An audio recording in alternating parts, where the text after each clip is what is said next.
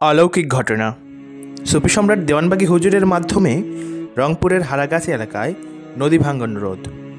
অনুরোধ রইল শেষ পর্যন্ত শোনার জন্য। শান্তিদূত সুফি সম্রাট দেওয়ানবাগী হুজুর একবার উত্তরবঙ্গ এলাকায় সফর করছিলেন। এমন সময় রংপুরের হারাগাছ এলাকায় জনগণ তাকে একটি ওয়াজ মাহফিল করার জন্য আমন্ত্রণ জানালেন। তাদের অধিক আগ্রহ দেখে সুফি সম্রাট আমন্ত্রণ গ্রহণ করলেন। নির্ধারিত তারিখে সুফি সম্রাট হারাগাছ এলাকায় গেলেন। প্রতিমধ্যে তিনি দেখেন তাকে অভ্যর্থনা জানানোর জন্য বিভিন্ন স্থানে বহু তোরণ নির্মাণ করা হয়েছে। তাছাড়া ওয়াজ মাহফিলের জন্যও বিশাল আয়োজন করা হয়েছে। এলাকার জনগণের মধ্যেও ব্যাপক উৎসাহ পরিলক্ষিত হচ্ছে।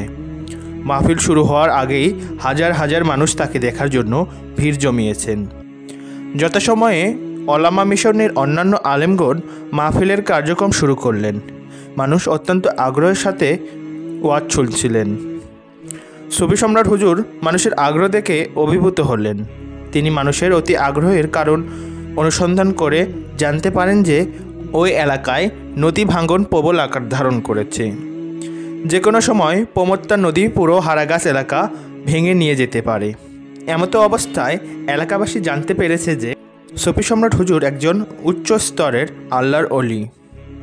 তাকে যদি এলাকায় আনা যায় তবে নদী ভাঙ্গন রোধ করা সম্ভব হবে। এই কারণেই ব্যাপক আয়োজন করে তাকে বরণ করে নেওয়া হয়। এদিকে ওলামা মিশনের সকল আলেমদের ওয়াজ শেষ হলে তিনি স্টেজে ওঠেন। হাজার হাজার মানুষ মুহুমুহু স্লোগান মুখরিত কণ্ঠে তাকে অভিবাদন জানান। মাহফিলে তিনি কয়েক ঘন্টা আলোচনা করেন।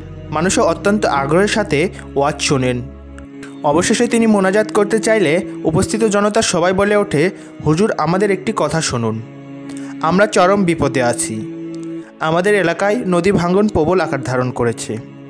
আজ আমরা যেখানে মাহফিল করছি এটাও যে কোনো সময় নদীর গর্ভে বিলীন হয়ে যেতে পারে। আপনি দয়া করে নদী ভাঙ্গন বন্ধ করার ব্যবস্থা করে দিন। একথা বলে সবাই কাঁদতে শুরু করলেন। সুফি সম্রাট হুজুর তাদেরকে কোনোভাবেই সান্ত্বনা দিতে পারছিলেন না। তারা কান্নাকাটি করে নদী ভাঙ্গন বন্ধ করার জন্য পিড়াপিড়ি করতে লাগলেন। এমন সময় সুফি সম্রাট হুজুরের সাথে একজনের জজবা হয়ে যায়। সে সুফি সম্রাট হুজুরের কদম মোবারক জড়িয়ে ধরে বলতে লাগলেন, হুজুর আপনি যদি দয়া করে আমাকে অনুমতি দেন আমি নদী ভাঙ্গন বন্ধ করে দিব। সুফি সম্রাট হুজুর তাকে অনুমতি দিলেন। ওই জাকের এক বস্তা বালি মাথায় করে নিয়ে নদীর মধ্যে ঝাঁপ দিলেন। প্রবল স্রোতের মাঝে সে সাঁতার কেটে ওই বস্তার বালি ছিটাতে থাকে। এরপর সে উঠে আসলো। এভাবে রাত গভীর হয়ে গেল। সুফি সম্রাট মাহফিল শেষ করে এক বাড়িতে ঘুমিয়ে পড়লেন। পরদিন সকালে দেখা গেল নদীর যে অংশে বালি ছিটানো হয়েছিল সে এলাকা জুড়ে চর জেগে উঠেছে। এই অলৌকিক ঘটনা দেখে দলে দলে মানুষ তরিকা গ্রহণ করে।